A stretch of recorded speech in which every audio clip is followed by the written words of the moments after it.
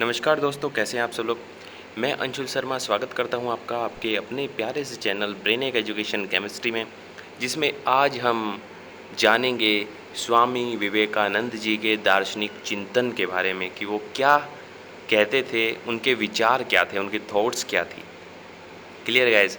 सो philosophical thinking thoughts और we can say epistemological thinking, तो इन सब पे विचार करेंगे आज। और टॉपिक रहेगा, मेन रहेंगे Swami Vivekananda ji. Clear guys. So शुरू करते हैं फिर।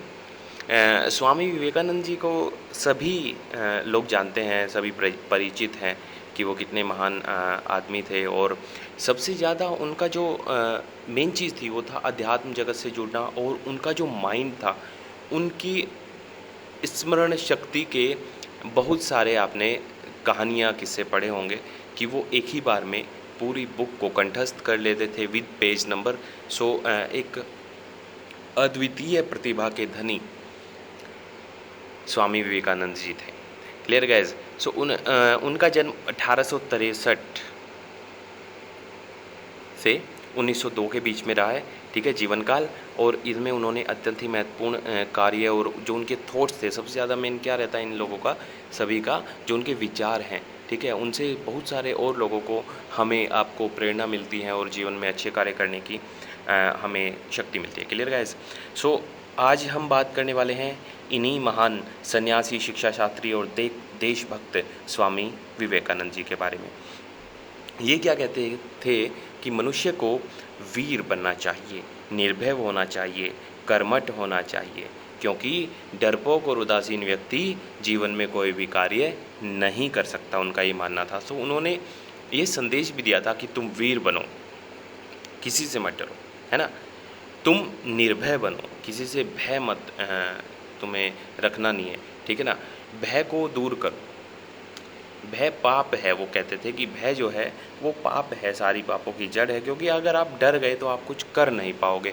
ठीक है, डरने का मतलब ये नहीं है कि आप सामने मतलब आपको कुछ दिख रहा है, जैसे सांप या कुछ भी शेर दिख रहा है, ठीक है ना, और आप उससे डर रहे हो, उससे डरने का मतलब नहीं है। उनका डरने का मतलब है जीवन से, जीवन के संघर्षों से, ठीक है ना। उनसे मत डरो, कर्मठ बनो, वीर बनो, साहसी बनो, और जीवन में संघर्ष करो, तभी आप आगे बढ़ पाओगे। ठीक है, ये कहते हैं कि जीवन में वो संघर्ष को जो है वो उत्तम समझते थे। उनका विचार था कि जो व्यक्ति संघर्ष करता है उसी में चैतन्य का विकास होता है, और इसके विपरीत जो संघर्ष नहीं करता वह व्यक्ति कहाँ रहता है, अंधकार में रहता है। सो किसी भी चीज़ के लिए अगर सपोज करो हमें योग साधना ही करनी है, तो एक अच्छे समय पर, जब शांति हो, ठीक है, जो समय उपयुक्त बताया गया है भोर का समय, जब सुबह सूर्योदय से जस्ट पहले, ठीक है ना। सो उसमें भी आपको संघर्ष कैसा करना पड़ेगा, अपनी नींद का परित्याग करना पड़ेगा, क्योंकि नींद जो है सुबह में बहुत मीठी नींद आती है, बहुत अच्छी नींद आती है, ठीक है ना। उसका त्याग करना पड़ेगा, ज़बरदस्ती उठना पड़ेगा, ठीक है, अपने मन को शांत करना पड़ेगा। तो एक बहुत बड़ा संघर्ष है, ठीक है, किसी फिजिकल एक्टिविटी से भी ज़्यादा। सो अब चलते हैं उनके तत्व विचार के बारे में। वो क्या कहते हैं, मेटाफिजिकल थिंकिंग उनकी। विवेकानंद जी जो उपनिषद जिनको बोला जाता है, उपनिषद को क्या बोला जाता है, वेदांत दर्शन भी बोला जाता है ना, वेदांत, वेदोकांत, ठीक है ना। उनका निचोड़ वेदों में क्या बोला गया है वो उपनिषद में है। क्लियर गैस, जो कंक्लूज़न है।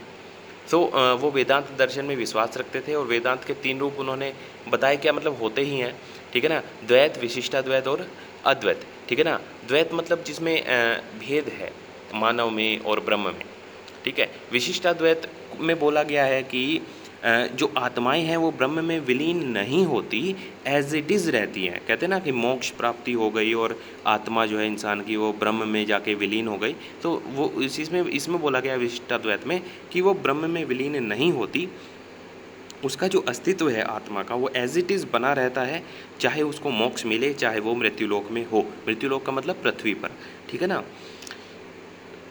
सो यहाँ पे इसमें बताया गया है अनेकता में एकता, ठीक है, कि ब्रह्म भी है और आत्माएं भी हैं और सबका अपना अस्तित्व है। अद्वैत मतलब ये है कि निर्गुण ब्रह्म, अकेले, ठीक है, ब्रह्म ही सब कुछ है। सो इनमें विश्वास करते थे। स्वामी जी अद्वैतवादी थे। वो निर्गुण ब्रह्म के उपासक थे। उनके मतानुसार द्वैत और विशिष्टाद्वैत नहीं, उनके मतानुसार द्वैत जो है विशिष्टाद्वैत और अद्वैत की अनुभूति मात्र है। ठीक है, विशिष्टाद्वैत में क्या है कि अस्तित्व जो है यहाँ पे सबका अपना अपना है, अपनी अपनी जगह पे। ठीक है ना। और अद्वैत में क्या बोला गया है कि नहीं नहीं सब कुछ ब्रह्म है। ठीक है। और द्वैत में बोला गया है इन सबको अलग अलग कर दिया कि फिजिकल वर्ल्ड अलग आ गया आपका और आध्यात्मिक अलग चला गया। क्लियर गाइस, इस टाइप से। सो स्वामी जी ईश्वर में विश्वास रखते थे और उनके अनुसार ईश्वर जो है वो सर्वशक्तिमान है, निराकार है और वह एक है। ठीक है। उनको ही हम अलग अलग नामों से जाने, चाहे किसी भी नाम से जाने, लेकिन ईश्वर एक ही है। क्लियर गाइस, वो इन सब चीज़ों में विश्वास रखते हैं। उनका मानना था कि ईश्वर अनंत अस्तित्व वाले हैं, अनंत ज्ञान, अनंत आनंद है, ये तीनों एक ही हैं। ठीक है, क्योंकि वो निर्गुण ब्रह्म के उपासक थे, जैसा कि मैंने आपको बताया। और आगे यही बात इन्होंने लिख भी दी है कि स्वामी जी सृष्टि के कर्ता ब्रह्म को मानते थे, कि वो माया और जगत को भी सत्य मानते थे, कि जगत भी अपनी जगह है, उनकी ये भी थिंकिंग थी। बट वो जो मेन थे वो ब्रह्म के ही उपासना करते थे, उसी में वो अपना ध्यान रखते थे। अब आते हैं, बात करते हैं epistemological thinking of Swami Vivekananda.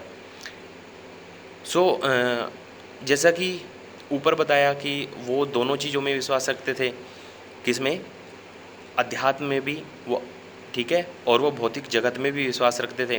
वो कहते थे कि हमें यहाँ पे इन दोनों चीज़ों में क्या है, समन्वय स्थापित करना है, कि वस्तु जगत का भी ज्ञान हमें लेना है और आत्म तत्व का भी ज्ञान हमें लेना है।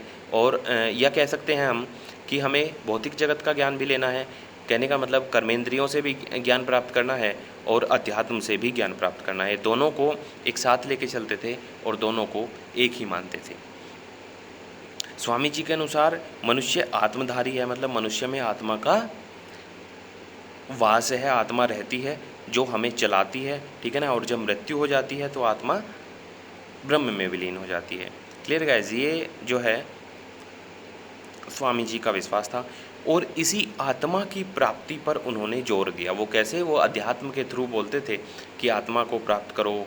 ठीक है, अपनी आत्मा को पहचानो, जिससे हम कहते हैं कि आत्मज्ञान की प्राप्ति हो गई, मीन्स अपनी आत्मा को पहचान लिया गया। Clear guys. सो बुद्धि और मोक्ष का एकमात्र साधन उन्होंने आत्मज्ञान को ही बताया है, कि आत्मज्ञान आपको हो गया तो आप बुद्धि वाले भी हो गए, कि आपको बुद्धि भी आ गई।